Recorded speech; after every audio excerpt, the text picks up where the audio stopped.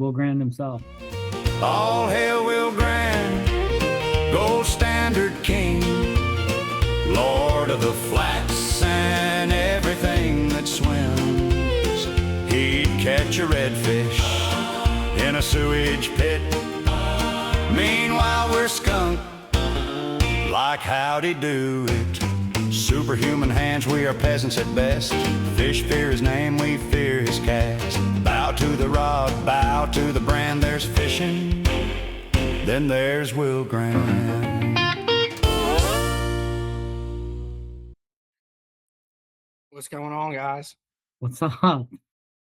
I mean, I'll just kind of give you my introduction as, all of us are Louisiana fishing blog attendees or subscribers, right? And just from my point of view, like, when I read like your reports, it's like hadn't been fishing in a couple months, decided to go out, caught 42 at the first spot, and then 100 at the next spot, and I'm like, boom, and then you see the pictures, like, yes, and it's usually on a day that I caught like 4. yeah, and I'm like, so, yeah, it makes you feel good. Yeah, so well, there was many tough trips behind for that. I can promise you that.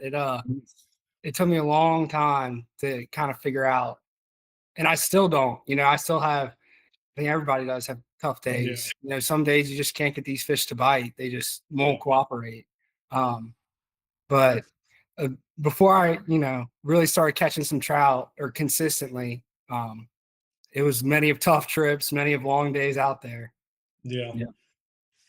How long ago? When did you start fishing, Will?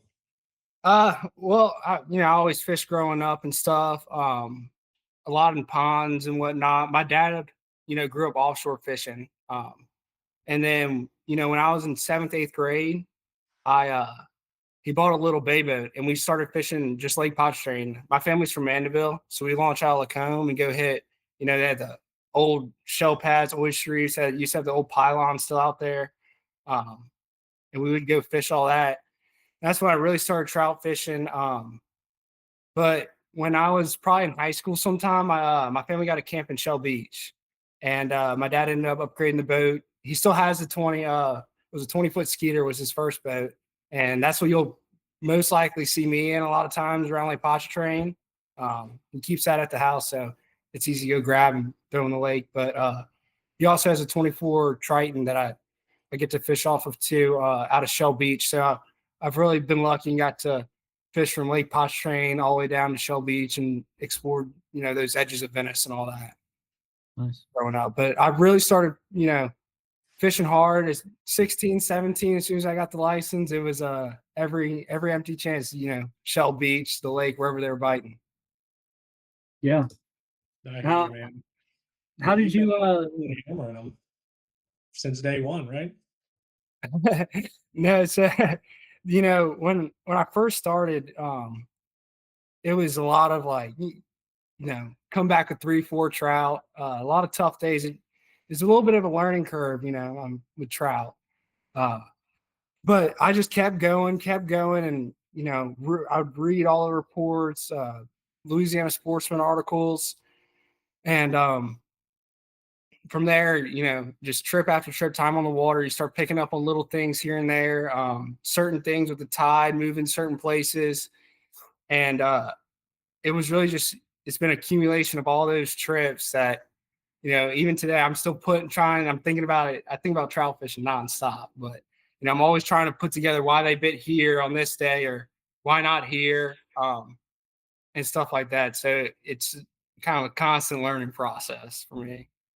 Yeah. So run us through, like, what do you think are the biggest conditions that you're looking for? Like, if you were going to go, and this week's kind of an anomaly because it's all frozen, but like, let's say you were going trout fishing this week, like, what's the first thing you're pulling up to see? So if I was going trout fishing, this time of year, wintertime, first thing I'm looking at is, I'm looking 3-4 days out. What's the wind doing? And obviously I'm looking at the tide, and I'm looking at those two first, and wind's really the biggest factor for me. really limits where the clean water should be and where you can even go. During this time of year, you get the big fronts that come through and it'll kind of dirty things up. And there's a few places you can catch them. But typically, this time of year, on those colder days right after the front, and to be honest, this year, a lot of times, even right before the front, they would be staging up in these deep places. I caught them in the intercoastal. It was still pretty warm, but that hard cold front was coming, and those fish kind of that's where they needed to be. Yeah, I think what you're talking about is an invisible force that is measured that explains why fish act the way they do, and they happen to know when a front's coming in, and the words are escaping me, but I think it's barometric barometric pressure, right? Because how else do the fish know? They don't have TVs or like that. So, do you believe in barometric pressure, or do you think that's all hype? No, I think you catch them basically, almost under any conditions, but they definitely do bite better on following barometric pressure. Those days before the front this year, every trip I made before the front, they chewed. And you would see it as soon as that pressure would rise after the front, those were your tougher days. You really, even, I had some days I was catching the limit, but I really had to work for them when 3 days before it was as fast as I could sling them in the boat, they were biting. Exactly. Yeah. And then like a big thing I noticed this year is, on those warmer fronts, I think we saw a lot of fish on the South Shore, and they were running those shrimp, and those, I believe, were the same fish that were showing up in the Intercoastal and Bow Brothers and all those other places. And there was so much bait in the lake this year that they didn't really have to move, all the way to those eastern bridges as thick as they were last year. It kind of seemed like those fish kind of bounced between running tide lines on the South Shore and, tucking back in the Intercoastal when conditions got rough. Yeah, I completely agree. I think last year you saw a lot more around like the Mr. Go, and I think this year, even though people have been catching out there, I don't feel like they've been catching the quality trout or the quantity on the Mr. Go and really the trussels. I mean, people are still catching good fish out there, but like I think most of like the biomass is like somewhere in between the ICW, South Shore Lake Pontchartrain. Like, I mean, we were catching trout in the middle of the summer, out by the power lines, and like, I don't tell anybody that, but like, it's like, aren't these trout supposed to be offshore? And so I think, yeah, I mean, this year has been kind of an anomaly, but like that's where I found them a lot of times is, either running South Lake Pontchartrain or ICW area. Yeah, it was really incredible the amount of shrimp that were in the lake this year. I talked to a couple of shrimpers. They were there. Yeah, the shrimpers. I talked to one in October, and he said it was the most shrimp he's ever seen in the lake this year. He's like, it's unbelievable. And it just held them. Normally if you only got a few shrimp in the lake, as soon as that front comes, they all hit the bridges. That's where all the fin fish and bait fish are. But those shrimp still in the lake, they didn't want to leave. Yeah. So speaking of the bridges, Will, you prefer Highway 11 over the Trussels, don't you?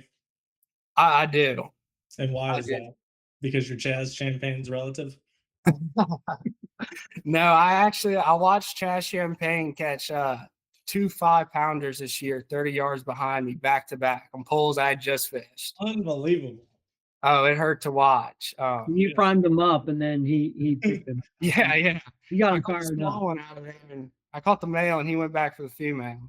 Yeah, Will Grant, the fluffer, the trout fluffer. I really enjoy Highway 11, just because it one, the boat pressure is way less there, and a lot of people, they think that the trestle is holding more fish, and to be honest, I don't know if the trestle really holds at like that significantly more trout than Highway 11 does. Chaz Champagne, 11. well, he's big on and I think he's kind of, people see this and that's how they go about fishing 11 is being right up on the poles, and he's doing that just to catch a bigger fish. Yeah. Those bigger fish, that's where they sit on that bridge. They're gonna be in between the pilings. But I mean, the thing about Highway 11 is there's more stuff on the bottom there than probably any bridge. Anytime I've ever caught them, they're really good. They've mostly been off the bridge. Right. They're gonna, and at one point, Highway 11 had fallen over, I think during Katrina or one of the Really? storms. So the structure down there is insane. Yeah. And a lot of the places I'm catching them off of 11 is I don't even think I'm really pulling them off the bridge itself. I'm pulling them off these big fallen Whatever's pieces of down the there. bridge. Yeah. And Yeah, like where you said you were catching them a couple weeks ago when the tide was really ripping out of there. I mean, you must have been way off the bridge. yeah, I've caught them, 10, 20, 30 yards, way, way off. I'll be way off of it. And I'll look Yeah. down on both sides and everybody's way up in the bridge and they're getting one here or there, but they're really sitting just on top of the fish. Yeah. But When you're fishing off the bridge, I'm guessing you're jigging and just letting it fall, or how do you present when you're working it off the bridge? yeah, so I'll just get on the down current side of it and I'll almost go pole to pole and just put my spot lock with, my nose right at that pole. And when I first get out there, I'll kind of play with it. I'll get close, I'll back off. And once I start getting a couple bites, then I'll really start, keying into where exactly they are, how far off the bridge, if they're in the bridge, different stuff like that. But I normally get right up on the pole and, if they're 10, 15 yards off, I'll spot lock where I'm looking straight at that pole and cast down each side and work it back through the current. And I found, certain areas are definitely hotter than others. And certain areas of that bridge hold bigger fish than others as well. Do you think that's because of the structure that's there, or just kind of like the flow, or what do you attribute? So I think a lot of it has to do with also water depth. The South Shore is a lot shallower than the North Shore. The North Shore is a lot deeper. And I think those bigger trout aren't shrimp feeders. That's not what they're looking for. They're feeding on bigger baits. They're, more fin fish. So they'll stick around. And I think a lot of the bigger fish you'll find on the northern end or towards that side. Every big fish I've heard or, seen this year has come from that north side. The midway to north side is typically Always thought it was the South. Yeah, I could have. You gotta write that down. Those record fish that I think Chaz had done a podcast on. And he was talking about some of those record fish were caught on croakers on the south side, and so like I've always attributed the south side to the fish, but yeah. I don't typically do great on those bridges because maybe I don't have the patience for it. But That's Are because you you- just go right after Will and all the fish are gone. oh yeah, you get you not go too late. And tide's really the biggest thing out there. Especially fishing those bridges. If you don't have tide, it's going to be tough. If it's moving and the fish are there, they're typically going to chew. Yeah. So But- are you typically using like a 3/8, or you got a preferred weight around there when you kind of wrapping those poles? I'll normally fish a 3/8. If it's really, really ripping and I have to get away with a half, I will. But as light as I can get, even if I can, size down to a quarter, I will. When I fish grabs that bait, I don't want it to feel like any different than any other bait fish, coming through there. Yeah. Yeah. Okay. But- yeah. So what's your PB? So my PB is 5.6 pounds. I've never broken 6 pounds. Well, what's the length? Yeah, I need 24 and a half inches. Oh, where'd you catch it? The roadside in Grand Isle, huh? No. I've lost my biggest trout on the roadside in Grand Isle. Yeah. But I caught that one fishing Breton Sound in May. Yeah. This past May? No, I caught it 3 years ago. Fishing some of the platforms and different facilities they have out there. Fishing sliding corks. Sick. Interesting. Slide. Yeah. That once April comes around, head into May, that's when I start switching gears more towards Shell Beach and running towards the Breton Sound and going to fish Breton Island and all the rigs I got around there.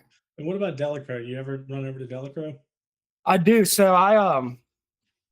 So we're my family's camp is in Shell Beach. We're not on the water, so we keep our boat in a slip, and it's actually, I'm not sure if y'all are too familiar with Hopedale, but Captain Dudenheffer, Yeah. he runs a charter service, so we keep it with Captain Dude. So I've learned a lot from Captain Dude as well growing up. How many times has he tried to get you to guide for him? Yeah. Too many to count. Too many to count. He's just waiting on me to get. He sent me a text the other day of a link to the captain's course. Are Wow. you thinking about doing it or what? Yeah, so I'm currently applying to dental school this upcoming May. So I'll have a little time in between, kind of waiting to hear back and whatnot. So I think I'm gonna get my captain's license and do a little guiding on the side. There you go, man. That'll be awesome. Yeah. Well, that answers my next question was, do you like taking other people fishing? Yeah. Oh yeah. Like, clearly you do.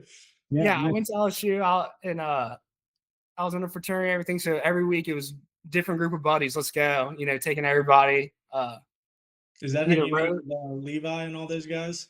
No, so I met Levi. So my cousin's from North Carolina, and he went to dental school at LSU here in New Orleans. Mhm. But he had always come down. He's from Louisiana, but he moved up to North Carolina when he was young. But every year he'd come down and we'd go speckled trout fishing, redfish, and he loved it. He's a big bass fisherman up there.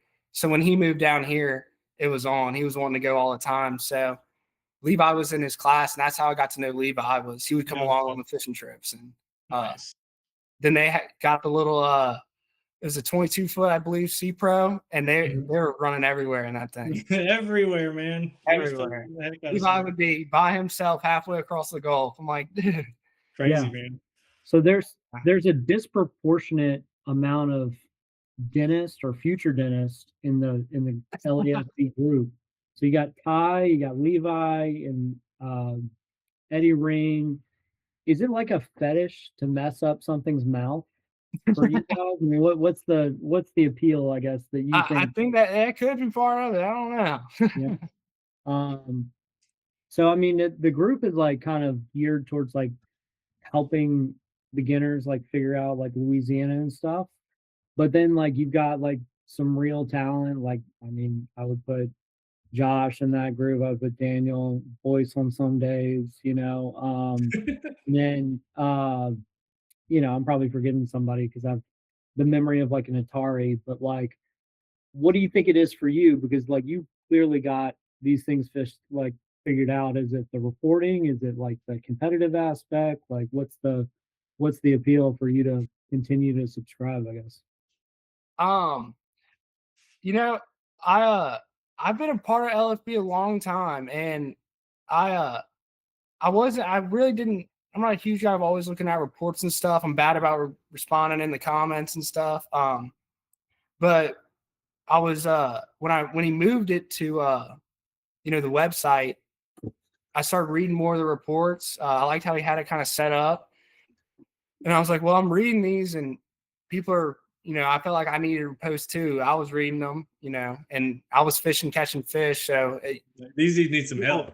yeah, people were putting out good reports, and when I couldn't be out there, I kind of had an idea what was still going on out there, and I really that's huge when it comes to fishing. Yeah, we went fishing with Devin a couple weeks ago, and we're like, this dude isn't real, right? Like this is like you're like going out there and like smashing fish and like posing as this like 20-something-year-old kid, and he's like, no, he's a real dude. And I was like, all right. So like when we set up the call, I completely expected like Devin to be there and be like, and you're a young dude, so like you don't. I mean, I think we've seen a couple like younger guys that are like I would say putting up like big numbers. One of the guys is a buddy of yours that's like always in the Wrigley's fishing group. Yeah, Daniel. Yeah, and then when I saw y'all were friends, I'm like, well, yeah, that makes sense because Will's put him on all these fish. But No, I actually just met Daniel this past summer. okay, cool. I met him actually going down to Elmer's Island, and he was working the beach transportation. Okay. A couple of days this summer. So I met him out there, and then we also met again through a mutual friend down in Grand Isle, who I offshore fished with a good bit. So we kind of met a couple different ways, and then he's from Mandeville, I'm from Mandeville too, and we just started fishing together this past fall, and he's got it too. He knows Yeah. what's up. Yeah, he For hammers. sure. Yeah. There's no doubt about that. And he's one thing about Daniel, he's actually only been trout fishing probably a year and a half, 2 years. Really? Yeah. Yeah. Oh, it's impressive. Damn. Yeah, he hasn't been trout fishing long, but he got it quick. Well, we have to Yeah. get him on too. Well, I Yeah. mean, he had you as a buddy, right? So I mean, That's true. You got a pretty good teacher. come on, Will, give yourself a little credit, dude. Yeah, because I'm like, me and Boyce are just like old as fuck, you know. So like, I'm pushing 40, and like, so when we see like guys in their 20s, especially like y'all's generation, like I don't know if you duck hunt at all, but like I'm in some of these Louisiana duck hunting groups, and like I go cross-eyed in these things because I'm like, is this what's out there? Because like these dudes like with the pump 7 and all this, like, you know, Yeah. I'm like I lose brain cells if I stay in that group too long. But like, what's I mean, I guess there's two different types of kids. There's guys like you, and then there's guys like that are like, I don't know what they're doing. I couldn't explain it. I feel Yeah, like I don't try to get wrapped up into all the Facebook stuff and some of the reports. I kind of found that the more I would try to judge my trips off of other people's reports and try to, figure out where they were, it ultimately ended up worse for me. So I try to go out there with, I kind of have a game plan of what we're going to do. And I'm not super big on, I don't have like, I'm going to A, B, C, a set of 10 spots. I have, 1, 2 spots I'm going to start at, and I have a kind of idea where I'm gonna go for there. But I'm big on I need to get out there, see what the tide's looking like start feeling out what's going on, and then I'd normally kind of decide where I go from there. yeah. When's So your next trip? So I'm contemplating. Today's what, the 28th. This freeze kind of put a kink in my plans, I believe. But I really wanted to be out on Highway 11 for this upcoming full moon at the beginning of February. I think it's February 1st or 2nd. We have a full moon. I believe that'd be a big trout. If you look at when a lot of these state records were caught, it was all in certain little windows, and they're all around the full moons.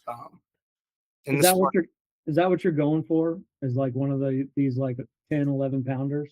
Yeah, I'm after a trophy. Yep. Yeah. Damn, Will. I've had a couple run-ins and some unlucky, losses down in the biggest ones I've really hooked have been down in Grand Isle off the bank. Yeah. Bank fishing. Yeah. We went when we went down to Venice with Devin, and he hooked up into a fish, and I had the net, and I'm like, it started pulling drag, and I'm like, that's a redfish. You kind of have the signature. You fish enough, you can tell between a red and a Right. And the water was so clear, I looked down and I see that black silhouette, like the black tail. I'm like, holy, this is like the biggest trout I've ever seen in my life. And like in person, obviously there's bigger trout out there. And yeah, I mean, that was like when the fish got off, it just kind of like sat there for a second and looked up, and I tried to scoop it down, and I felt terrible because like we didn't get it, but like I just wonder like, what's the biggest fish I've Devin caught? hasn't talked to him Probably- since either, Will. No, that was it. He was like, yeah, He's get like, that off. Will left him there. My login stopped working on the site. I had a heartbreaker like that a couple weeks ago. Down in Grand Isle fishing at night. I was by myself. I had some buddies coming in later that night. They were leaving a Saints game. And I'd actually fished that day in Shell Beach, drove straight to Grand Isle. And I got down there and it was blowing like 30 miles an hour. It was ripping. Hard cold front coming down. And the air temp was cold, but the water hadn't really cooled down yet. And I was just trying to burn up some time. And I stopped in this little neighborhood, and some people had some dock lights going. I look over and saw something come up and kind of hit the surface. I was like, shoot, I have like an hour to kill him. I'll just take a cast. Yeah. First cast, I caught one 21 inches. And I was like, oh, okay. That's a real nice one.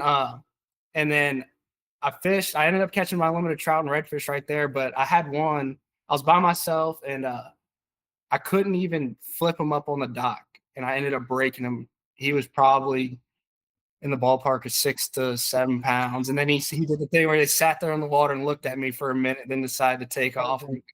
Yeah. But I couldn't get him up. Mm-mm. I tried to lift him up, and I didn't have a net. The water was low, and I tried to flip him, and he came off.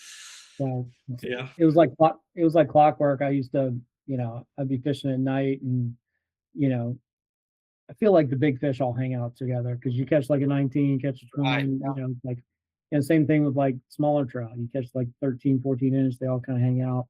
And I was on a heater catching like 19, 20 inch, and then I caught one that had to be close to like 24, 25, and I put him on the deck, and he flopped off the side of the deck. Oh, And like it was like time kind of stops, like those moments you yeah. see in like 4K, you're like, if I can only, and then Yeah, there he it goes. pops off, and it's like, all right, whatever.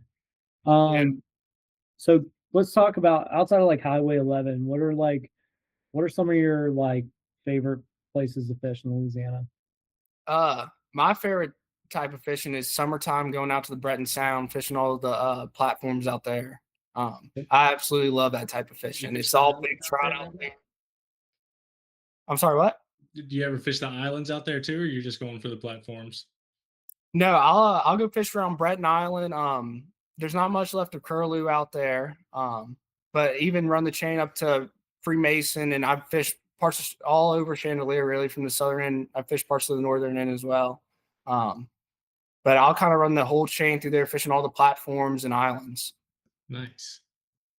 Um, Yeah, so that brings us to another segment. So one of the things that we've done is ask people cover an area of water, and we're just kind of like mark some spots. It doesn't have to be like your top spots, but like if you were to go in this area, how would you fish it? And then yeah, so if you were going, let's pretend it's summertime and you're running out to Breton, where are you launching from? so I would probably take off from Campo's Marina. Okay. And then you're running all the way down through Through Half Moon. yeah. I'll run Mhm. through Half Moon and come out into Bay Elwha. Okay.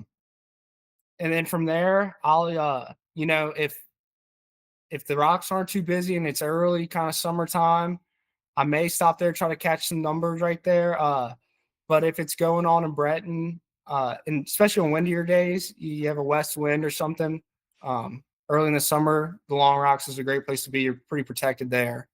Yeah. And then if it's calm enough, then I'll, start fishing all the platforms out around Breton Island and Curlew and Chandelier. They have a ton of satellite platforms and big rigs out there that all hold fish. About how deep are all those, like, on average? Like, they're like 15 feet, right? Ish. 15 to 18 feet of Yeah, water. so they're deeper Most. rigs. So what are you throwing at those rigs?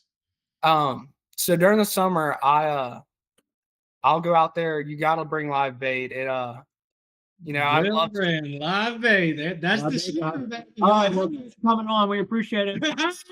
Be real, bro. Yeah. Keep on Yeah. going. Yeah, early in the summer you can get away with it. The thing is during the heat of the summer, out in the Breton Sound, if you have any other boat on that rig and you may be catching them and they show up a live shrimp, they're gonna pull, all those fish from you, and you're gonna go from catching them every cast to one here or there, and you're gonna watch them Interesting. So you catch them. learned that the hard way, I guess. Yeah, it's if I could catch them on plastic every day of the year, that's what I would do. But during the summertime, I always like to go out there with a little bit of live bait because it's kind of a matter of at these rigs holding the fish in front of you, keeping them fired up and keeping them right there. And you can get on some good plastic bites where they're fired up on that rig. But you run the risk if someone else pulls up there with some shrimp, they might just pull that school from you. And You you're know, throwing comparison- shrimp on Carolina rig, you said, or Carolina rigs. Yeah. Okay. As light as I can throw them. And I like Carolina rigs, but my favorite is fishing the sliding cork. yeah.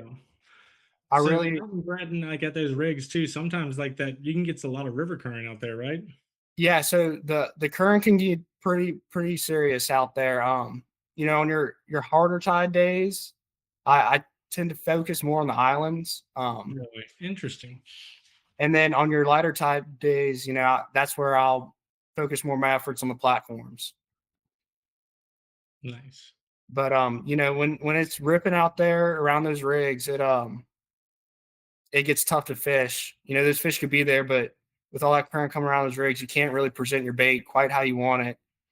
Fishing around Breton, you can kind of get away. The current eases up a little bit around that area, so you can fish a little bit more effective over there when you have some days with some really tough currents. So we're looking at Breton now. Which part would you start on? North, south, east, west?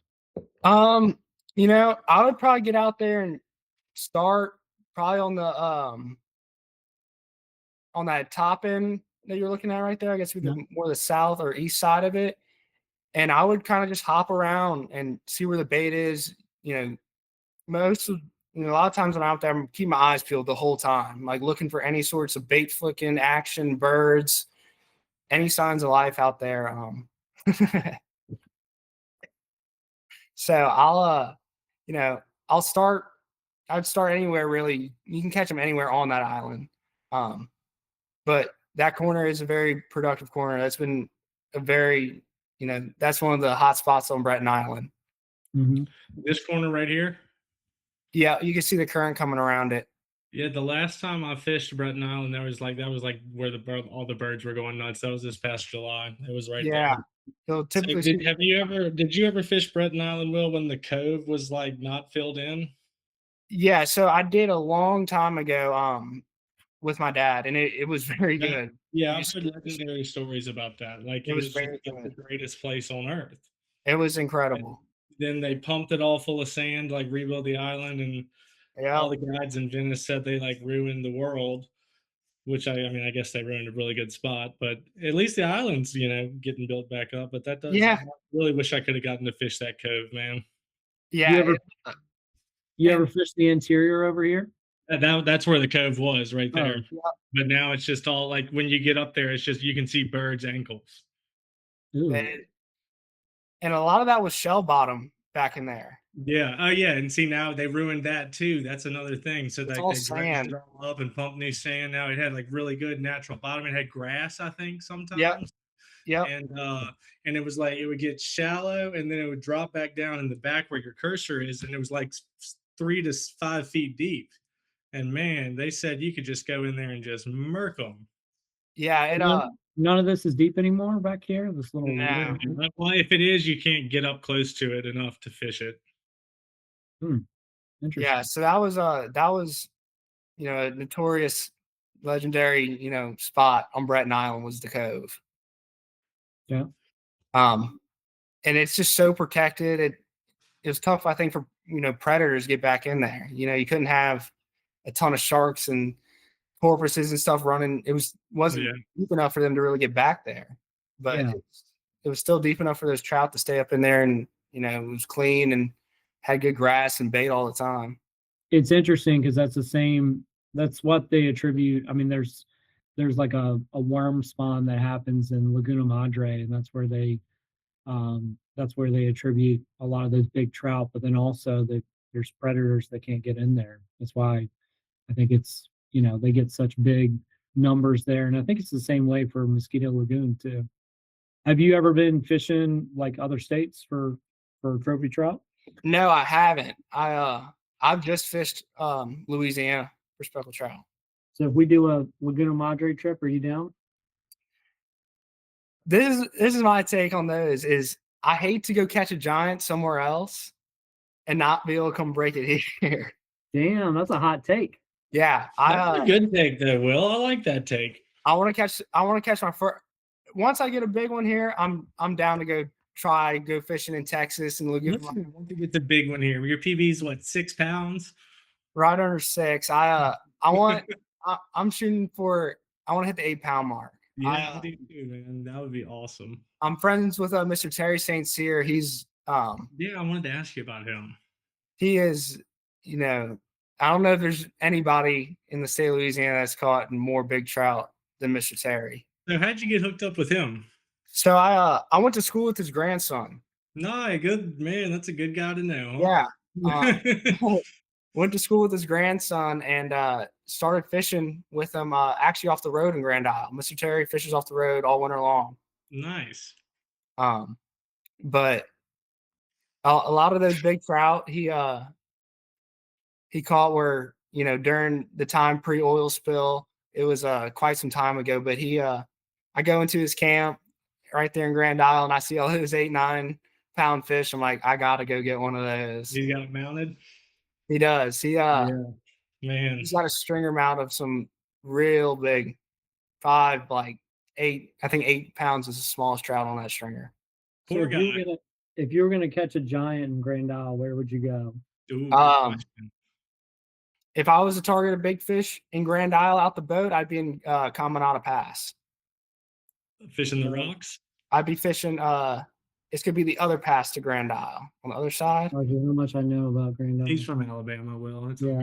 okay. I'd be fishing on that side of the pass. They have rock jetty where those rock jetties end off. Mhm. You know, where they dump into the Gulf. I would and a lot of these passes, you know, South Pass was legendary for big trout. Camanata, a lot of big trout come out of there. Bell Pass, a lot of these, you know, big outlets into the Gulf have all been notorious for holding really big trout. You know, the Mr. Go even. There's been some really big fish caught in the Mr. Go. Yeah. And then tarpon. I mean, I love so like one of the big things that I really liked about or like about you is like oh yeah, I've been fishing this week. So first day we limited by 8 o'clock, 9 o'clock. Next day we limited, and then caught another 100 fish. And then just randomly we were talking about tarpon and you were like, yeah, I've caught 3 this year. One was in Pontchartrain, one was over by Grand Isle. It's like if I would have caught or hooked a tarpon, it would be in the Times Picayune. Okay. Like how many people I've like been talking to about tarpon and like you're like, yeah, I caught a juvie, it's like Yeah, about I've tarpon. caught Has done that. 3 the past I would say 2-3 years. They've all been caught. One small one, actually fishing the backside of Grand Isle on a popping cord, believe it or not. He was probably 14, 15 inches. He was real small. But I was with a buddy and we caught 2 within like a month span. Last year, 2 juveniles. They're probably about 20 inches on the train trestle, actually. Jigging for Where is the train trestle? in like Pontchartrain. The Oh, train bridge. I'm still over in Grand Isle. There was a fish in Grand Isle. Will got to be in one of these cuts right here. So, Will, if you got to get all right, so now you did the biggest trout in Grand Isle. If you got to catch the biggest trout of your life, where are you doing it? I'm very torn on that. I'd either be in the Breton Sound, full moon of April, full moon of May, full moon of June, somewhere around there, or it would honestly be in the dead of winter in Grand Isle. I got a couple spots off the road that I believe that's where they're at. I believe you, so I'll see you there. Yeah, I had a buddy. I've had 2 or 3 buddies now that have lost, I could say, trout well over 5 pounds. One of them, I saw we had it right at the bank. It was without a doubt 8 pounds. Damn. It was all of 27 to 28 inches, probably. Super long, just one you dream of. I'd never even seen one like that before. No doubt.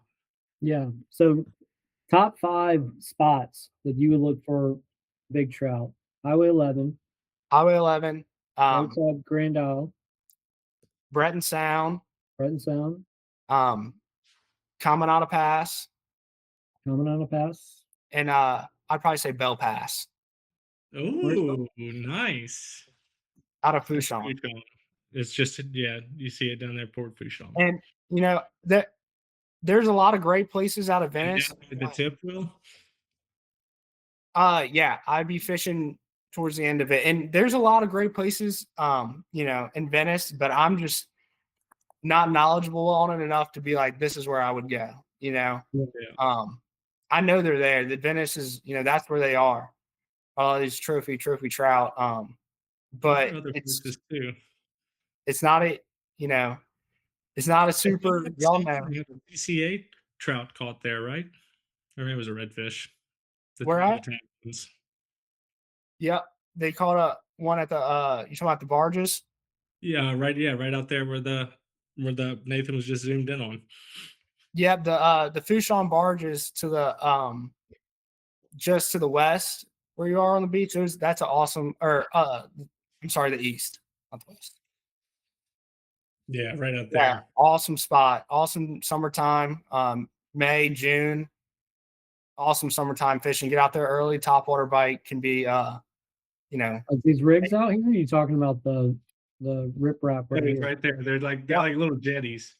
Yeah, they call it the Fouchon barges. Yeah. I'm in the maritime industry, so I'm like thinking barges. There's some Everything in kiddie me. barges, I think, Yeah. and they just Even me, I'm like, those aren't barges. Yeah. They're just big rock piles on the beach. Take your teeth, Will. Yeah, you get your boat in here. It's like rocking along with these waves and everything. It looks like it's right there in the surf, huh? Yeah, Yeah, so yeah, so you can cast either way too. yeah, you can. I've had many of days that are really good, even back behind the rocks, Yeah. in between the rocks and the beach. Nice. And the front side of the rocks are also phenomenal too. I'll do a lot of free lining, and also fishing plastics on the bottom around the front of those rocks. It's fairly deep on some of them. Mm, interesting. It looks pretty rough. I mean, I guess it's a rough day, but Yeah, you'll get some days out there where it's pretty calm. Bell Pass can be a little tricky if you're a smaller boat to navigate. They have a lot of crew boats and you know different boats coming through there. There's some pretty big wakes. are But you taking the Skeeter out here, or are you taking the 24-foot boat? no, well, I have several friends in Grand Isle who have some 24 to 26 foot. My main buddy I fish with has a 26-foot Crevel in Grand Isle, so we'll bring that out there and normally could handle it. We'll even take that. We'll take the 26 this summer. We went 100 miles offshore, 100 miles there, 100 miles back. We'll go snapper grouper fishing out the 26 out of Grand Isle. That's awesome. You do any of the mangroves out of Grand Isle? I do. Nice. You can catch a lot of even at the close rigs, you know, especially around Fouchon, those closer rigs, you can really catch a good bit of cobia, mangroves. I've even caught, you know, some smaller. It was out of season. I've caught some smaller gag grouper there, and as well as keeper red snapper at some of these rigs. Yeah, we went out when we went out a couple weeks ago. You know, Devin throws out towards the rig with like a trout Show set the up. rig, Nathan. Show him the rig. Oh, no, I don't think so. It was a rig outside of Venice, and first cast he hooks up, and I'm like, oh, he's probably got like a spadefish or something. Stu pulls up a pompano, like a eater sized pompano, Who which it ate, maybe yeah, and then Boyce ate it, you know, and then on the boat immediately. then he threw out and caught a red snapper, and I'm like, you know what? Maybe I'll try it out. I don't think I'll ever go back to like fishing like dead shrimp on a, you know, on a 8-ounce Carolina rig. I think that's the way I want to catch snapper now, is like light tackle on like a matrix shad. Oh yeah, I've caught a lot of snapper slow pitching too. That's a blast. If you like trout Yeah. fishing and jigging, fishing them with the slow pitch, you'll love that. Feel the thump. Yeah, I do a lot of like slow and fast pitch, like when I'm back in Alabama, and they love it, right? And it's like a fun way of catching.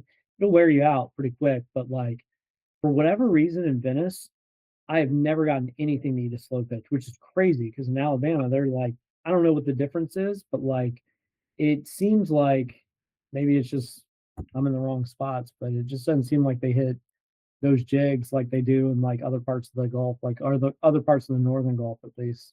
Uh-huh. Yeah, so let's talk South Lake Pontchartrain this year. So I'll just give you my experience was like when we got out, I got out there and I took a neighbor out here and like it was pretty rough. And we headed out there and I saw a flock of birds and like his first catch, his first cast, he catches a 20-inch trout. And like he was like, holy crap. Like I think that was like a PB for him. You know, he didn't fish a ton. And then like we went back out, you know, went back the next day with boys and we slaughtered them. And like we were the Yeah, this we was had a like Will Brand day, and we like yeah, you know I felt like you that day, Will. I did yeah. in my little red boat.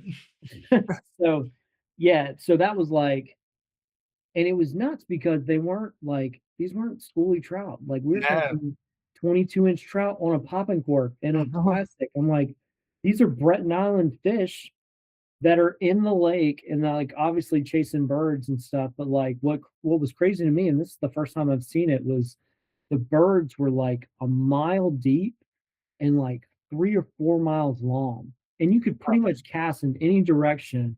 And it was just like it was nuts. Now, like after It was we wild, went, man. then it was like everybody's out there. But like it for that one day, we were like, Jesus, this is So like while everyone was doing that, Will, where were you, Bow Brothers? Just Um, giggling while you just Will like, had been out there like 3 weeks beforehand. He was like, "Oh, y'all are late to the party." yeah, like, look at these idiots. I've been on that 5 weeks ago. when that started getting super crowded, then I went and bounced back over to the bridges in East Pontchartrain. And then when we had a cold front, I'd go back to fishing in the Mr. Go. I had a couple real good trips in the Mr. Go.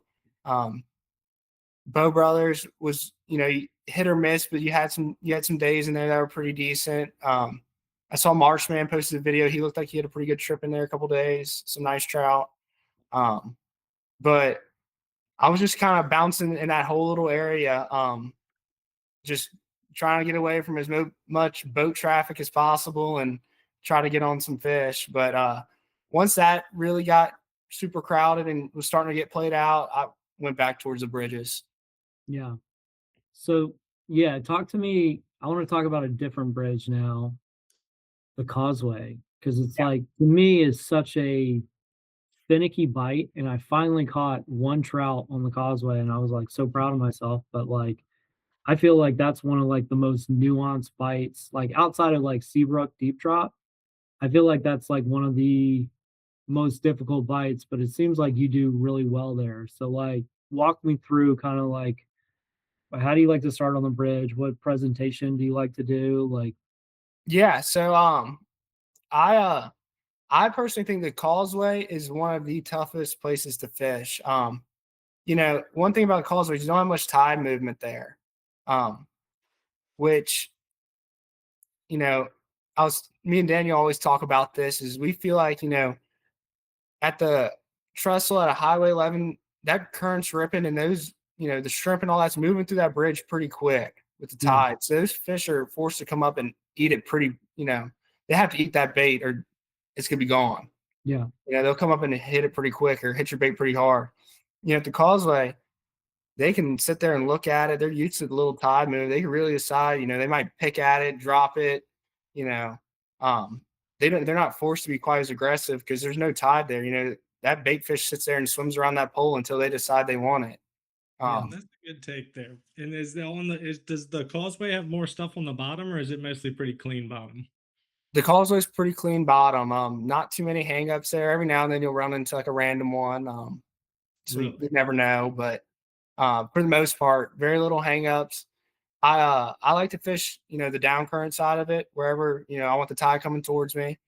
And it's one of those bridges where, you start, if you're on the South Shore, a lot of people start at the 4 mile hump on the South Shore. If you're on the North Shore, a lot of people start around the 4 mile on the North Shore. And it's one of those bridges you really got to pay your time at to really figure them out. You got to go work a solid stretch of it. And you might not catch fish, pick up, go 3 miles down the bridge, try again for another half hour. But once you kind of figure out where they are on the bridge, they'll typically sit there for a good little while and you can make some good trips out there. Trying to see where form was. Enhance. And there's just so much Form. bridge there. It's like, where do you start when you're going out there? Yeah, that's my biggest problem with the Like big what one. the hell looks good is deep water. Isn't it like it's generally deeper than the trestles? It's like gonna be like Yep. 12, 15, And even you more. know, yeah, and a lot of times if you can find out where, most of the trout are hanging out, they're gonna be a better class of fish than you see on the trestle too. The causeway fish are typically really nice fish. Nice. It that used to be like where people went to go get their PB, and I'm Yeah, guessing that like was the World around there. Series trout. Yeah. But like, so talk to me about like, so it's a slower bite, and then I'm guessing how, obviously Highway 11 and trestles, it's more of like a, you wrap the pole, you're waiting for something to kind of jump out and dart on it. But like, I know you've caught limits out here. So is that like a longer day, or you just find them stacked up, or what do you think makes the difference, when you're And fishing in here? it's not necessarily, you can get on bites out here where, even this year we got on bites where you're catching them pretty much every pole, maybe a couple fish off the pole. But it's not the thump you get, fishing the trestle. When that fish hits the trestle, he comes up and smacks it. You're like, oh, I got a bite. This is a lot of times on the causeway, I'm feeling a slight tick or like, I might just pick up and there's a little weight and they just kind of had grabbed it. But you can definitely get on some really good days out there and catch limits of trout and some really nice ones too. And, you know, it took, it could take some time to really work the bridge. And, Daniel, he fishes a bunch too. We were working different stretches and he kind of found a stretch this year that was holding fish. I give credit to him. You know, we were both, and, there was fish all over the bridge. You could catch them, everywhere. Certain areas were hotter. But he kind of ran into a little area and he was like, hey man, like, we were fishing one day and he was like, you got to come over to this stretch. It's pretty good. So he gave me a little tip on that. And then, I started working that stretch and maybe I'd start a half mile before, he was starting. I'd find, okay, yeah, they're here too, or a little further past and they're there too. But they could be hanging in a 3-4 mile stretch of the bridge. Yeah. So you just pull up to a spot, like you said, you start a half mile before and you just start drifting, or you get on that trolling motor and let it. I'll get on that troll motor. And a big thing about the causeway is angles, Mhm. um, Yeah, Nathan one, was just saying that last time we one, fished it. you want to be fishing, you know, a lot of people will cast even earlier before they get right up by the pole, and I'm even careful to I don't cast, so I'm right parallel with it, so I know that bait's going. My line's not swinging that bait any which way. They want to see that bait coming across that pole a certain way, just like every other bait has that morning. Um, and once you figure out, you get a couple bites, on the right side of the pile and in between it, wherever you get your couple bites, you can really keen in on that area and then you're really focused. I'm making a good cast on this side of the pole because I know these are where these fish are sitting today. So what you're saying is the causeway fish, they're really picky, and they're gonna only bite it when they want to bite it, right? So Yeah, they're all they're, females. they're very smart, very tricky fish. Yeah, yeah, they're tricky. And it's one of those bites you can be going and catching them every pole, and they'll just shut down on you. And I don't know the rhyme or reason for that. It's just They just speckled trout, man. This is what they do. speckled trout. Speckled trout. Um, okay. Well, yeah, that's But that bridge is, you typically start seeing that first run in October, and it may last, up until this really starts getting real cold. Those fish will start, and I think they're following the bait out. To be honest, I think when it gets real cold, there's not a ton of bait, in the middle of the lake.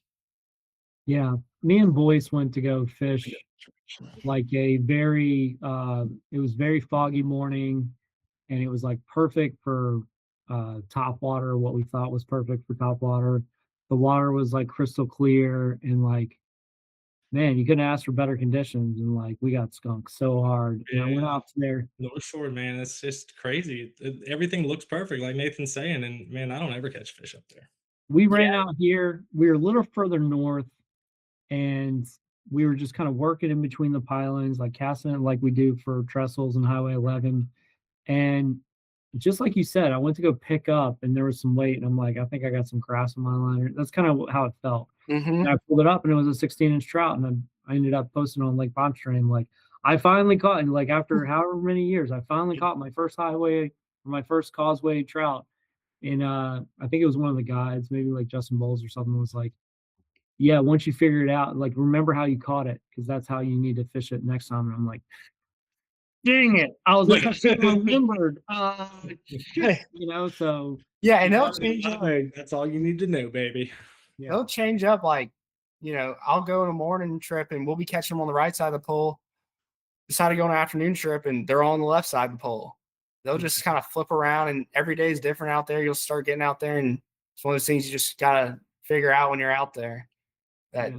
which way they're sitting that day and how they want it.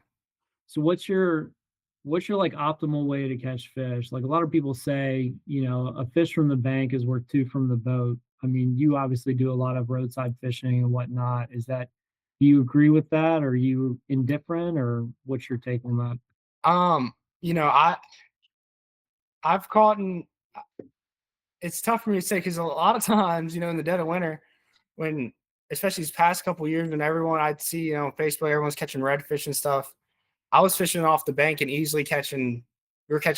We four of us could catch, a 4-man limit when it was still 25 off the bank, and no one would know. We wouldn't be fencing or nothing, but it was at a time, certain years, my confidence was going from the bank. I was way more confident going down there than I was in the boat trying to go catch speckled trout. Um, What's Yeah. your go-to technique? Like, what do you want to throw the most? What technique? I love jigging speckled trout. If I catch them all every other week, that's what I do. Yeah. Amen. Yeah. So you're jigging, you're typically going to be a heavier, like 3/8, right? Is that like your preference? Well, it kind I of mean, it depends. all depends on the depth, obviously, but like when I'm jigging, I'm mostly jigging deeper water, so that's what I'm thinking of. Yeah. But I learned this was probably 4 years ago. I was fishing in Grand Isle, fishing in this canal. And me and my buddy were throwing 3/8 ounce jig heads, what we normally throw in Lake Pontchartrain. And we had, I don't know, caught 8 or 9 trout that morning.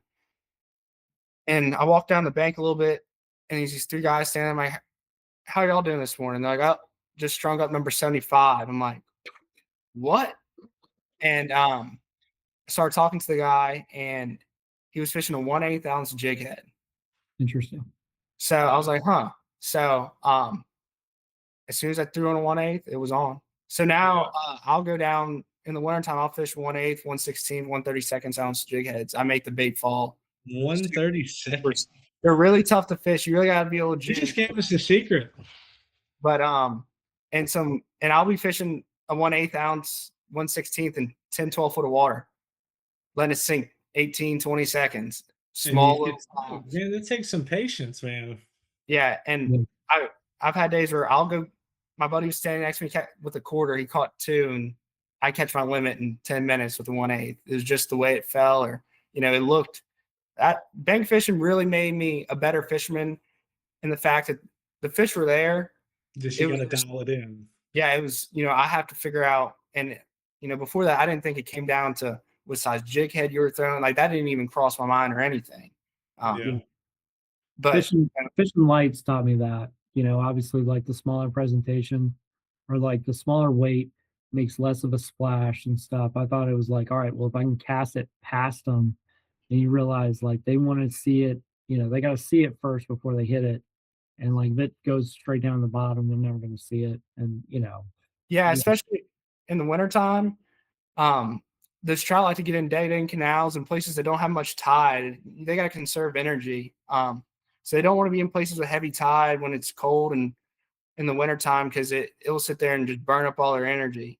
Yeah. So they like to get in places that they can just kind of sit there, don't have to burn much energy, not much tide movement. And if you're in there with a quarter or 3/8 ounce, your bait's jumping up and down off the bottom. That doesn't look like any sort of, croaker or little minnow or shrimp down in there. So, but I'll go with like 1/16 or 1/8, and that bait's just hardly fluttering over the bottom, and I can get them to eat. yeah. Yeah, I'm so glad we got you on because Yeah. this is more Yeah. information than I think anyone's ever heard you speak, like unless your buddy, obviously your buddy. What's your jigging rod? Will? I just throw a Falcon, coastal, What Nice. length 7 foot, and what power? Power action. medium. Medium. There you go. Medium fast. Yep, medium fast. Nathan, you hear that?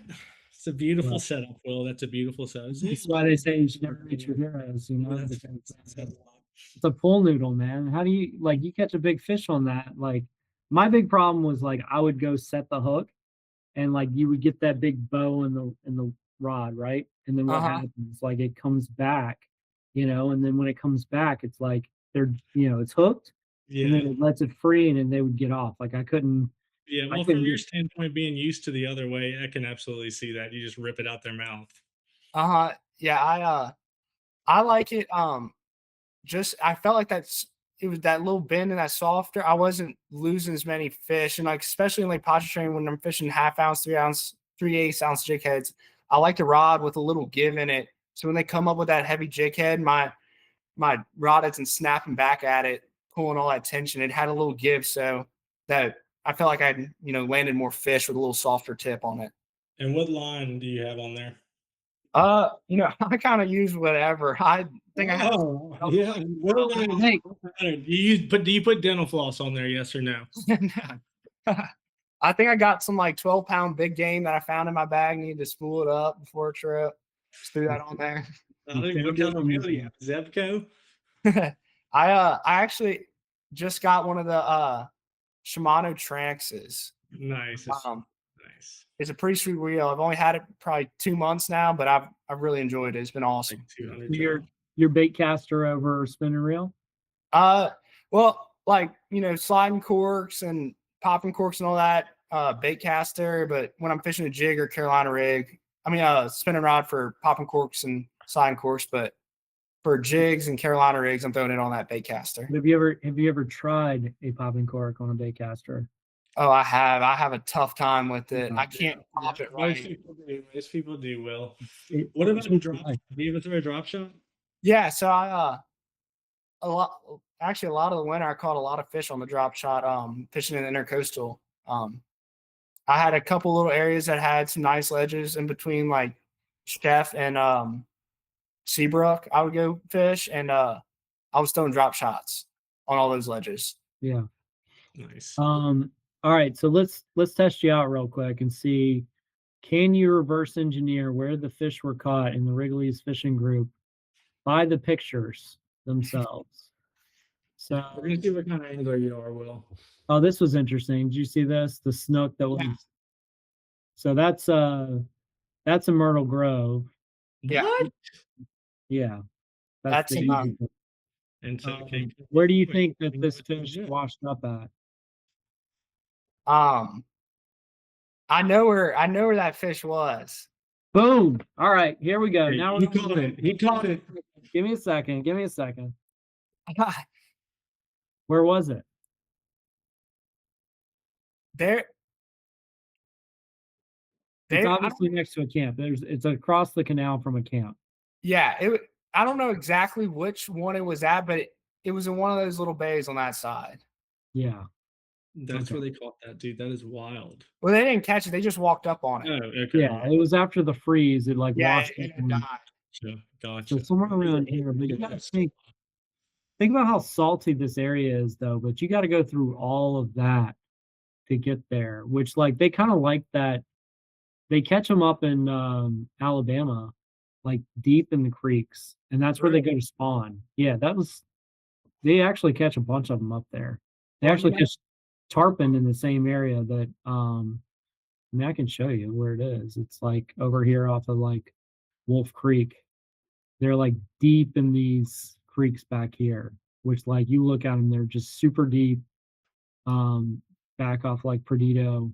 They like the protected areas that are like less than 20 miles from like super salty zones, and like this is the beach. Yeah, So- they get a lot in the marsh in Leeville during the summertime of juveniles. I had a buddy catch a bunch back there with topwater this past summer, like Snook late or tarpon? August, late July, back in Leeville Marsh. Are you talking about snook or tarpon? Tarpon, Cool. but I haven't heard of many snook at all. I think I've heard of one maybe being caught out of Venice, but that was very surprising to see. Yeah. Speaking of, I've seen like it seems like obviously like with the spillway being closed, the lake seems a lot more salty. I mean, I guess we need to get a salinity, but like we had a mild winter. There was a lot more shrimp, it seemed like, in the lake this year. And then I was getting reports of like ladyfish and jellyfish actually in the ICW, which that's That's typically you see that around like 30 parts per thousand, you know. Yeah. What's your take on that? Do you think that the salt's like encroaching since like we've had kind of a historically mo- low river and Most definitely. I think Lake Pontchartrain for sure had the salinity rise has been dramatically increased, these past couple of years. That spillway year after year. They would open it. It takes so long for a lot of that river water to even filter out the lake, you yeah. know. So after a couple of years of really good salty water, I think that's why we're starting to see a lot of these bigger fish show back up now. My gallo a couple of weeks ago caught an 8-pounder in the Mr. Go on a jerk bait. That was what he posted. Yeah, damn. So I think our higher salinities are definitely correlating with Chaz caught one around 7 pounds, the 2 5-pounders. I know the guys at TNN Marine off of Paris Road, they fish a bunch. Tyler and Nelson, they had a bunch of really nice fish this year.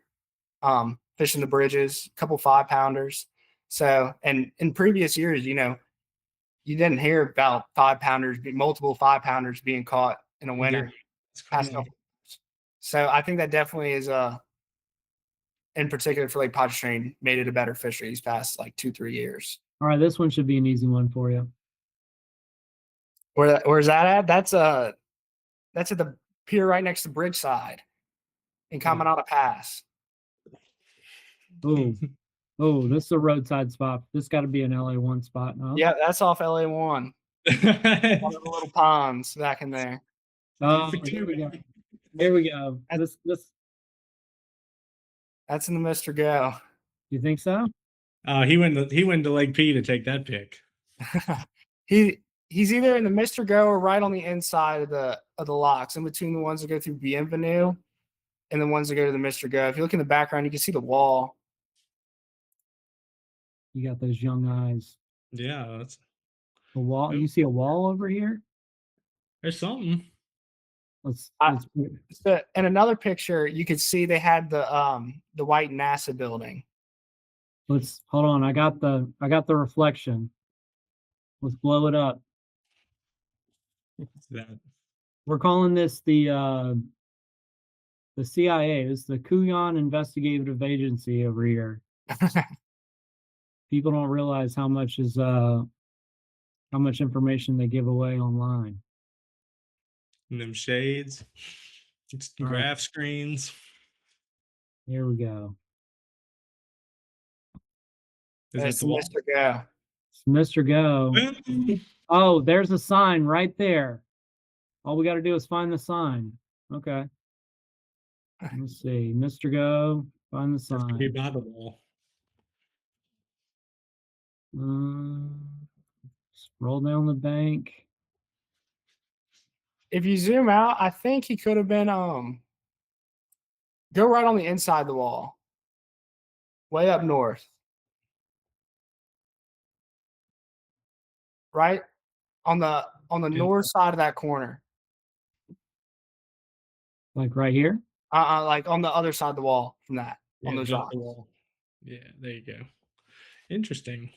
There's a sign right there. I've fished that spot quite a few times. Some big trout hold on those rocks. And it's a list. My gala sign. We're saving all these, Will. We'll report back how they are tomorrow. Y'all go get them. All right. So we'll do one more. Let's see what else we got. That is, we already saw this one. Oh, you know this guy, huh? All right, yeah. We're gonna give him a pass because this is your buddy. But I can't get it. I know where it is. We already did this one. We did. We broke it down. Let's see. That's Mr. Triple Tail himself right there.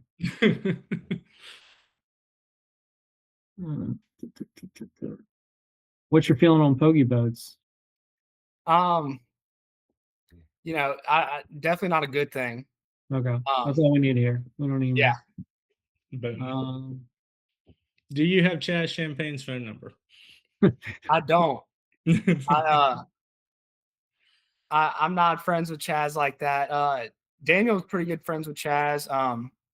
But no, I don't talk to Chaz. Okay, here's some slobs. Yeah. Obviously, that's this is the Point Marina, right? Yeah, that's Nelson with T&N Marine. So they've caught. Oh, his boy. Yeah, so he's caught a couple real nice fish out there this year. Look at those things, man. They're big into fishing sliding corks on the bridges. That's what they fish. And if you see they catch bigger fish, they've had, I haven't seen many people catch more 5-pounders this year than them, and they're strictly fishing sliding corks. Sliding cork. You obviously fished those over in Breton. Why don't you try that out on the bridge? Or it's tough for me to get away from the jig on the bridge and buy shrimp over at the point. So they're doing sliding cork live shrimp. Yeah. Gotcha. What's your take on fishing? Yeah. I've never done it, Enough said. That's Enough it. said. You're done. We love you. All right. Yeah, I think that's enough. I think this is like at least the last 2 or 3 weeks. So yeah, he drilled every photo we gave him. Boom. Got it.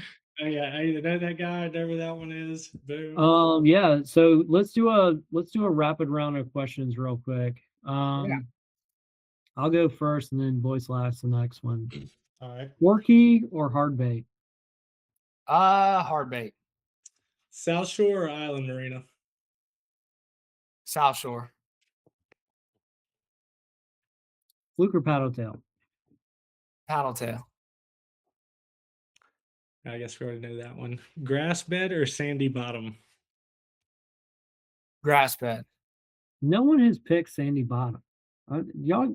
We don't have many power fishes bottoms, man. They all For someone who fishes the beach as much as you do, I figured that would have been like that. That was a given.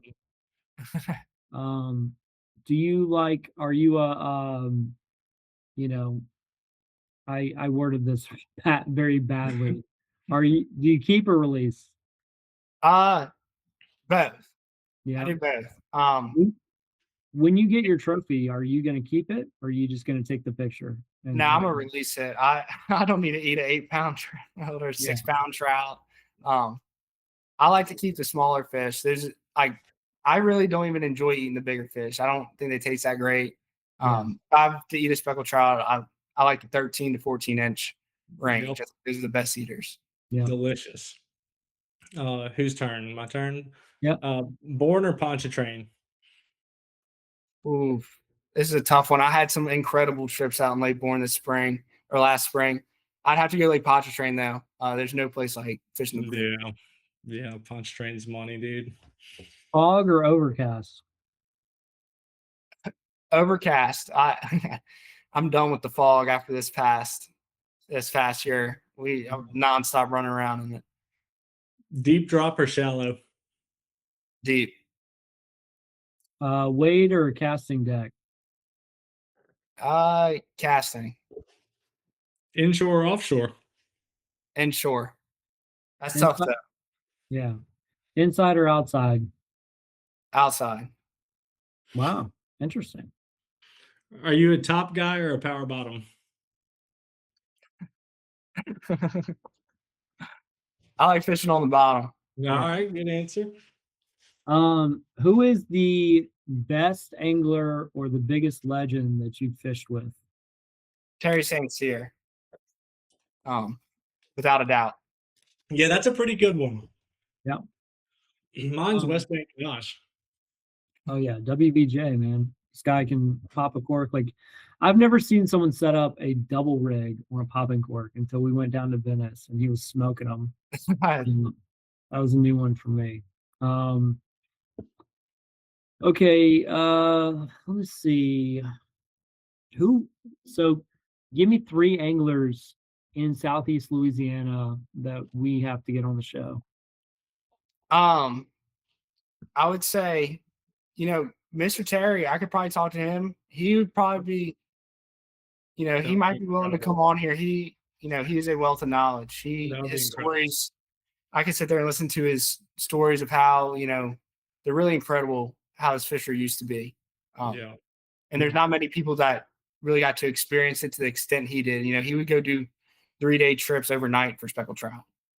You know, he was a real big, big trout junkie. That's what he liked to do. He wasn't into catching the numbers, but he caught some real big ones. But I'd say Terry, Daniel would be a good one. Yep. Um, you know,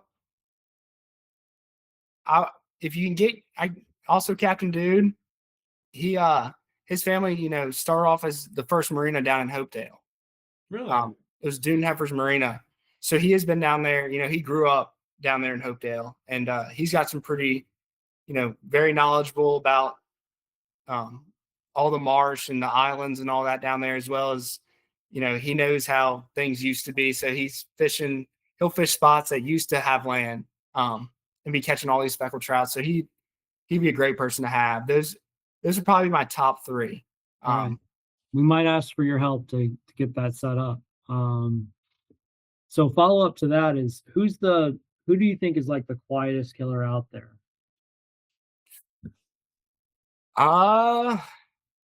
It's you. Well, that was my I'm thinking of like He's like, well, where's my mirror?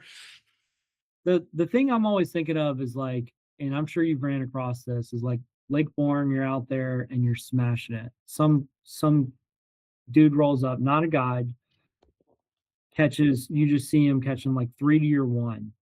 And like as he's catching, he pulls up his trolling motor and just takes off. And like is going probably to do the same thing in like 20 other spots. I'm like, who is this person? Like I've never seen him before, but then also like, how are you going to leave biting fish? Like that's my Achilles heel. Like, is there anybody that you know out there that you think kind of fits that category? If I had to say one person, maybe Cliff Hall. Yeah, we interviewed Cliff on Monday. He's like a great. I mean, he's incredible. Yeah, I had actually met Cliff when I was like 13, 14 years old down at he had when I first had met him, I think he was kind of first getting into inshore fishing, and he had a trip with Captain Dude. They were staying at the lodge right there. And it was one night I was out there just messing around, trying to catch whatever off the dock. And I met Cliff, like I may have been 15 or 16 at the time. And then I met him again at the Release Over 20 tournament. Yeah. And I was like, man, there's no way. I started seeing his post pop up. I'm like, man, I think I know who this is. I had his contact and everything. That's awesome. Cliff's the real deal, man. Yeah, he I feel like you don't hear much from Cliff, but he's getting them somewhere. 100%. Yeah, I agree. Who do you think people underestimate? And it could be just a generality. I mean, the type of fisherman. I think almost a lot of the east side of Lake Bourne, all that area is pretty overlooked. You hear so many people during the summertime, spring, Grand Isle, Fourchon, Coquetry. I have a lot of buddies from Baton Rouge and Lafayette and all other places part of the state, and none of them had ever gone fishing on the east side of the river. And I feel like Shell Beach and all that's kind of overlooked for more Venice and Grand Isle and those type places. But Shell Beach really is such a versatile place. You can run to Delacroix, you can run up to Lake Bourne, you can run to Breton Sound, you can run out towards Chandelier, towards Mississippi. You have the whole Mr. Go. I think that whole area is, we know a lot of people that fish there, but the state as a whole, the amount of people that go spend their weekends going to try and Grand Isle I see down there during the summer is like, man, y'all should go to Shell Beach. You wouldn't have to deal with the boat traffic or none of this. See, I think Shell Beach has a ton of boat traffic. Like I'm trying to like miss the Armada, get out there earlier because, especially if like if you're close to like Fort Proctor, any of those like openings and stuff. Like I just feel like it's like Venice, where like boats are just constantly like every, I'm in a small boat, so I got to worry about that kind of stuff. I'm like, I'm out of here. This is too much. But Campos is generally a little bit quieter though. Like a lot of those people are going to Hopedale Marina. Yeah. yeah. Um, Grand Isle Um, is an animal in itself. The boat traffic down there, I think, is the worst. yeah. So here's a question for you. Venice, Louisiana. Do you need a guide? No, I don't need a guide. Maybe under certain conditions, my knowledge of Venice is pretty limited to the east side of Venice. I haven't done a whole lot of exploring on the west side of Venice. Most of my fishing I've done is all I do a decent amount of snapper fishing out of South Pass, but I've fished headed passes for trout, Cupid's Gap, all that stuff on the east side of the river. I haven't really explored Southwest Pass and parts of the Wagon Wheel, Tiger Pass, Red Pass, all that. Zen. I haven't really tried a whole lot of that. So to those areas, yeah, I'd probably need a guide. But on the east side, I got a couple spots. You gotta come. You gotta come on the Venice trip. Yeah. When are y'all doing it? In April, It's May? yeah, late April, early May. I mean, I know you're in school and going through transition, but if you get a day or two, come down there. Yeah, I could. Yeah, I'll ride the boat around from Shell Beach. It's pretty close. If I'm out in the Breton Sound, typically where I'm fishing isn't too far from Venice. That's a Yeah. good point. I didn't think of that. Just see you out there, man. yeah. I think that's what happened last year. Is you committed or somebody committed with like going with a bunch of buddies out of Grand Isle. But okay, this kind of includes you a little bit. This question, the North Shore Mafia, are they? Would you consider them based or basic? So who's the North Shore Mafia? You know who? You tell us, bro. Yeah, you tell us who's like the heavy hitters up there. Some of those duck hunting guys, some of those fishermen. Here's my hot take, I guess, is like I feel like a lot of those dudes are on the same exact group text. So one of them goes out, smashes them, says they're right here on, wherever, like right in that upper Lake Pontchartrain basin, right? And then they all go out there and they all post their pics. And I feel like that's there's probably like one Will Grand in that group that's like going out there every day and smashing them and finding the fish. And then he bird dogs like everyone else. But that's my team. I don't know. I'm a South Shore guy, so I don't know. As far as, are you talking about recreational or guides? Recreational guys. To be honest, these guys fish a lot. Yeah. Some of these guys I know, they're fishing almost every day. And they're all talking. One day this guy might find it. Yeah, the next day the other guy might find. There's a little group of guys, and they're fishing a lot. Yeah. I have, and with school it could be tough at times. But I have some stretches where I fish a pretty good amount too. During breaks of school, like we just started back with school from winter break, but that winter break I was getting after it almost every day. Yeah. That the weather would allow, but these guys, a lot of these dudes spend a lot of time on the water. It's I don't know about the duck hunting guys and all that. I don't duck hunt at all. I just fish. But as far as a lot of these guys I know that you see on the North Shore fishing, they are talking to each other. Intel's huge. You can't be everywhere every day. But all of them are pretty, they spend their fair share of time out there. Yeah, I mean, if I lived up there, I guess if I was on the water too, I'd probably be doing the same thing they were doing. Would you say, is there such thing as your spot in Louisiana? Do you think that exists? Like, no. Somebody like you fishing a spot, you roll up, or somebody rolls up, and you're like, how'd they find me? Like you just gotta catch them before they get there. Yeah, got to get out there earlier, I guess. It's one of those things where, maybe that could apply, a certain little spot in the marsh and whatnot, but you know, a lot of these rigs and different places, you know, the bridges, the rigs in Lake Bourne, the rigs is out in the Breton Sound, even Grand Isle, the beaches and certain spots like that. They're all known. And I assure you that if you think you're the only person that knows it, there's like 10 other people that probably know about it. I don't Okay. know if there's really a one secret spot. Every time I think I find something that no one knows about, I pull up and there's someone sitting right in the spot. I'm like, man, nope, I wasn't the person to find this. I know it happened to me yesterday. I was coming around the point. I was heading to my spot, the spot I wanted to fish, and I saw a yellowish panga out there, and like I hear him going, "Oh, they stacked up in here, blah blah blah." I'm like, "Oh!" I just screamed out. I go, "You're a long way from Highway 11."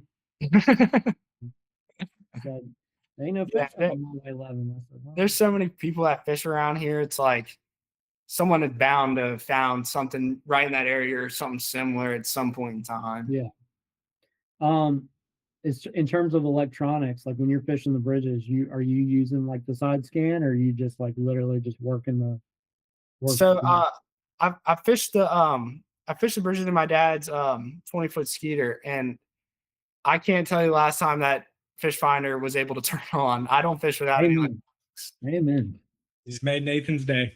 I mean, that's to me, that's like, I think people get distracted by a lot of that. They're like, I see the bait, I just don't see the fish. And it's like, well, if you got more cast out, not like going back to the middle of the boat every time, you probably find the fish before that thing does. Plus, I feel like if they're in those bridges and stuff, like they're behind those poles. So Oh like yeah, you're not gonna seeing see it 'em. move. There's so many other fish, especially like when you get into the summertime, catfish, croakers, all Yeah. these random other fish.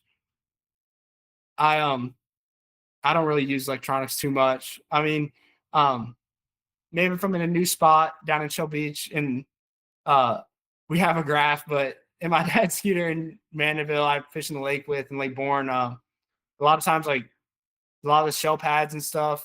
I have Garmin, the Navionics on my phone. I use that to get us on spots, and I'm just kind of guessing how deep it is at most of my spots over there. Nice. What do you think's the worst trend in fishing right now? Like front facing sonar, live scope, down scan. I mean, that's on the electronic side. Is there anything else that you're seeing that's like this is ruining fishing? I think some of the Facebook to an extent. Um, you know, it was like I remember when we were on the birds, there was people driving to work, taking pictures and posting them on. I'm like, Oh, oh, yeah, that was terrible. little, but it can be good too. It helps. When you can't be out there, you can kind of stay in the loop to a certain extent. But I think when these fish get places and um, people are nonstop posting, a bunch of people, and it's like real clear where you're at, and those fish, they're gonna get beat on pretty good. Yeah, I think we showed that it's pretty easy to pinpoint where the most of those fish are probably caught. When I saw like the post from like, I think there was one from like the high rise at the foot of the causeway, and it's like all these boats are stacked up out there. It's like, okay, if I was out there, I would be pissed that you were posting this up, like because there was, it got to a point where it was just silly. There were just 100 boats out there, and then if I wasn't out there, I'd be pissed that you were posting this up because now I want to go and I can't. Right. So like, what's the who's the audience here? Yeah, Like this is like the worst rage bait in the world. yeah. Um, And these people aren't even fishing either. They're just heading to work. You're like, oh, you just routed us out heading to work. exactly. Yeah. Um, Yeah. No, but that's a good take. yes, social media to an extent, I think makes fishing tough in certain areas. Yeah. What fish in the state do you think is completely overrated? Uh, you know, that's a tough. I actually I have one. Every spring I love to sockeye fish. Oh yeah. That's like one thing that's underrated. I don't think many people do. I fell in love with it. It was like mini trout fishing for me, just watching that cork go down and down Yeah, over and you're over. you're amongst friends, Will, okay? I love a sac-a-lait bite. Yeah, so every spring I go around to I live in Baton Rouge now, so I'll drive around Baton Rouge, or if I'm in North Shore, if I have a little spare time, I'm gonna go hit a couple ponds and see if I can catch a couple. Yeah, and there's a spot up there, I think False River, a lot of guys Yeah, go up there and catch them. yep. Yeah, Pontchartrain does have some good fishing. yeah. So if we took away electronics, who do you think is still dangerous? Who do you think is still catching fish, like, at the same frequency? My buddy Daniel for sure. Yeah, Um, without a doubt, he'd still catch him. we gotta get them on there. Yeah, I Um, and a lot of those captains I know down there, they're doing it every day. A lot of them could probably do it, but I know a couple guys here and there. But I really, out of all, I was in college here at LSU. There's not that many younger guys that really are die hard about trout fishing. yeah, and, I mean, you think that's a good thing or a bad thing? It's a great thing for us. It's great for me. I mean, I'm not No, complaining. I'm not complaining about any more boats being out there than there Yeah, are now. yeah, because I look at the duck hunting, I'm on these duck hunting pages, and it's like, these guys are out there farting, like, they're out there fighting, in Yeah, freaking 20-degree weather. I'm like, what's going on here? Like, this is, I don't want these guys at the launch, like, and yeah, I have a hard enough time when they're, like, blasting through with their boats, like, especially in Venice. You're in on, the like, a jump. hot night, and these Yeah. things are coming unmuffled through your spots, and it's, um, yeah. The, So yeah, I think we covered a lot of this stuff. What's your take on riparian rights? Are you like going to see, like, if you're in some private water when you're fishing, or it's like, if only if I get caught, or what? See, I don't do too much venturing way back in the marsh. I like, a lot of trout fishing I do is open water, Yeah, either around bridges in the wintertime or out in the rigs. I like catching. That's where I've always typically caught my bigger trout too. So I'll go mess around in the Mister Go, and so I have a couple little lagoons and stuff, and little bays, bayous I could catch and fish, and I've done real well in the past, and even in Delacroix, all those lakes right off the Twin Pipeline, Lake Four Horse, Lake John, all the way, Lake Campo. You have Bay of Oak River down there, all that. I've you know done a good bit of fishing in, but if it was up to me, I'd be fishing in open water every day of the week. yeah. What do you think's the biggest lie people tell in this state? When they when you see these people say they got a box of trout in their smallest one, they're all 3+ pounds. Yeah, There's no one's catching only 3 pound plus fish right now. yeah. Um, and then I think I know the answer to this, but fishing. You think this is a phase? You think you're a lifer? I mean, what's your? Oh no, I'm always gonna fish. Yeah. These Yeah. trout aren't gonna be able to get rid of me that easy. What do you think your next rig is going to be when you get out of dental school and start drilling and filling on people's teeth? Yeah, I I really I really like the Pathfinders. Yeah, I would love a 26 something. My dad has a 24. It's a phenomenal boat. But some days it gets a little rough out there in Breton. yeah, Something 26, a little bit bigger, um, just to make those rides back a little quicker and not quite as bumpy. yeah, yeah. Would you get the tower or no tower? I don't like a T top. No, I like the tower, like the cobia. Oh, oh. I might. This past year, or really past 2 years, the Kobe run has been really, really good. All along Fouchon, Grand Isle, all the 5-7 mile rigs, all were holding a good number of cobia, and I had a blast. I was with my little brother. I tried to put him on one, and we were in Grand Isle, and we took the little 20-foot skeeter. My dad's big boat was still in Shell Beach, so we just drove down there with the little skeeter, and we headed out 8-9 miles, and I went and ran a set of these buoys I've been catching them off of, and The last one we pulled up to, it was a big one, probably 60, 70 pounds, an absolute giant, one of the bigger Dang. ones I've ever Yeah, seen. that's And huge. we hooked it, and it took us for a ride for a little while. We bought it for, maybe 20, 30 minutes, finally got a boat side and pulled the hook on him as I was trying to get out. But Yeah, we so the first couple vintage trips, or the first vintage trip we went out on, we caught a limiter trout, ran out to the rigs, and we're in my buddy's 19-foot boat, and he's pulling up the fish, and he's like, "This is Ty, the dentist," and he's like, "Oh man, he's like, it's a shark." And I see the stripe along its head. I'm like, "That's not a shark, man." And we didn't have a gaff. And so it's like, how are we gonna get this thing in the boat? And like, as soon as I'm like, we're gonna have to do something. And as soon as I said that, it dove down and popped the line. Um, uh, but this heartbreak.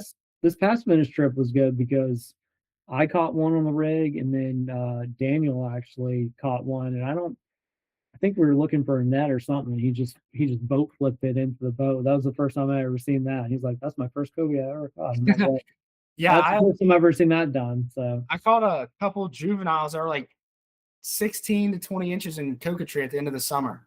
yeah, Bunch of small ones in Lake Pelto over yeah. there. Apparently, people go to Florida and they'll catch them. Like I've seen them down in Belize. You're going all across the flats. I'm like on the front of the boat, and I see the outline. I'm like, is that a tarpon? Because you can't see it. These guys can see everything.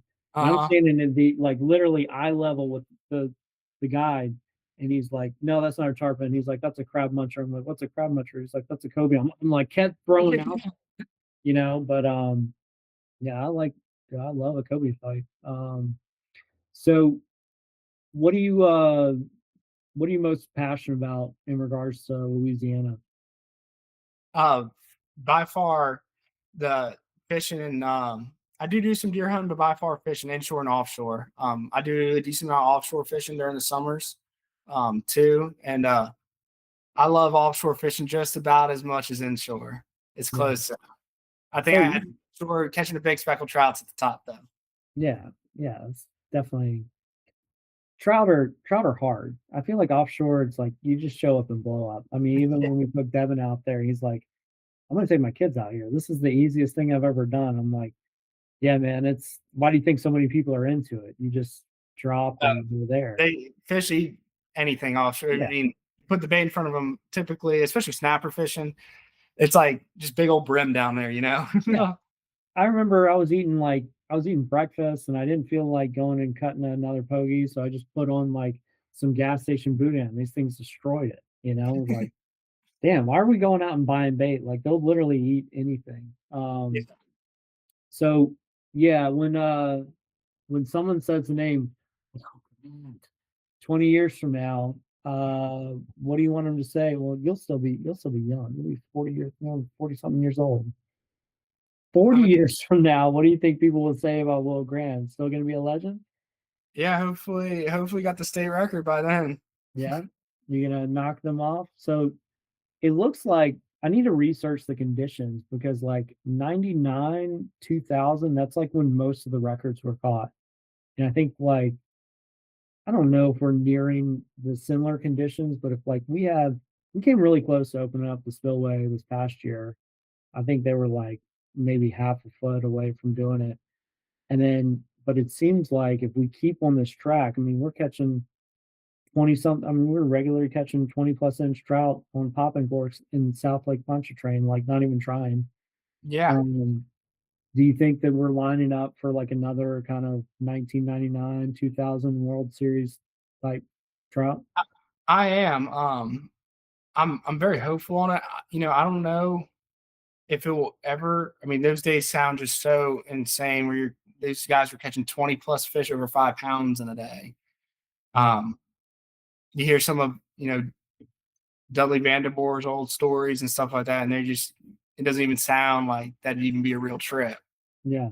Um, but I am hopeful. We've more big fish are starting to show up than they have, at least what I can remember. I never really can remember a time where there's been a winter where multiple 5 pound fish were caught, an 8 pounder in the Mr. Go. And this is all within the past month and a half, really.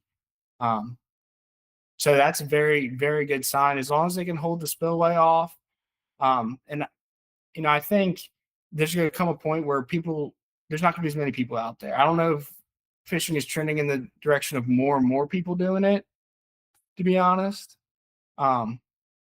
So we'll see. But I feel like, if there comes a day where things stay salty, and I think fishing pressure has a big part of it today. I mean, in this today's world, but if less people start fishing, if you start seeing it ease up on people going trout fishing and inshore fishing, and we continue with the salty, good water, not opening the spillway, I think we'll really have some really great years. Yeah. If let's say you got the record, right? You had the biggest speckled trout in Louisiana. Are you like hanging it up at that point? You keep going, or what's the next? Trying to beat it. Yeah.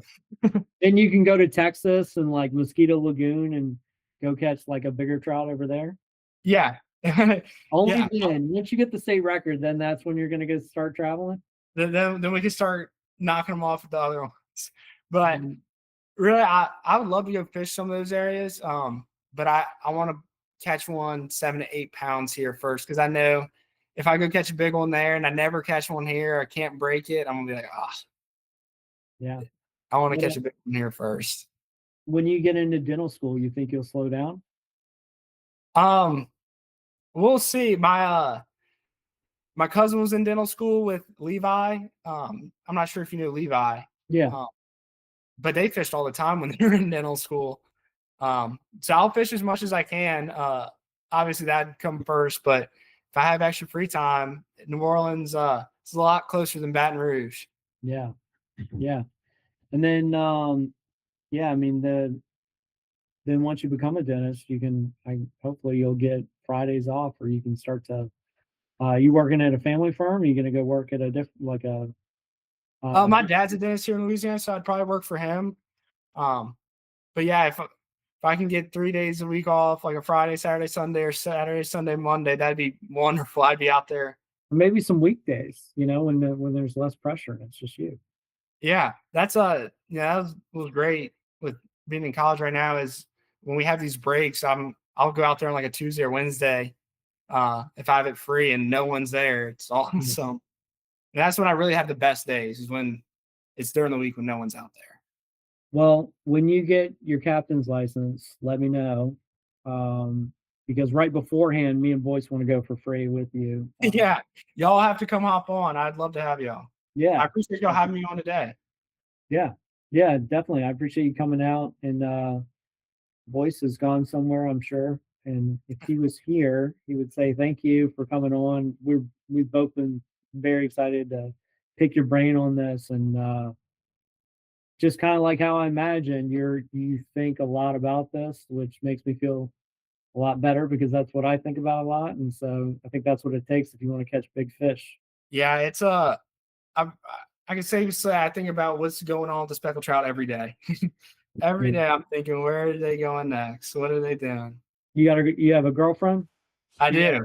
How does she feel about She's cool with it. She's cool with it. She ever go fishing with you?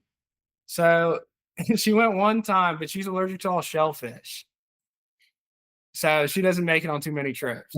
Cut ties, Will. This is the game for life. What happens? She get anaphylactic if she gets shellfish? She just breaks out and gets all the red rashes and all that from all the shrimp and all that. So she stays away from going down to Shell Beach and Grand Isle and all those places. Well, that could be a really good thing. More time for you. But yeah, man, I appreciate you coming out. Boyce, you got anything else? Well, thank you, man. I appreciate it, dude. You're the man, dude. Keep hammering. Yeah, y'all would I would love to have y'all on the boat one day. Absolutely, man. You let us know. Let me know. Y'all are more than welcome to come hop on board and we'll go catch them. Awesome. Sounds good, dude.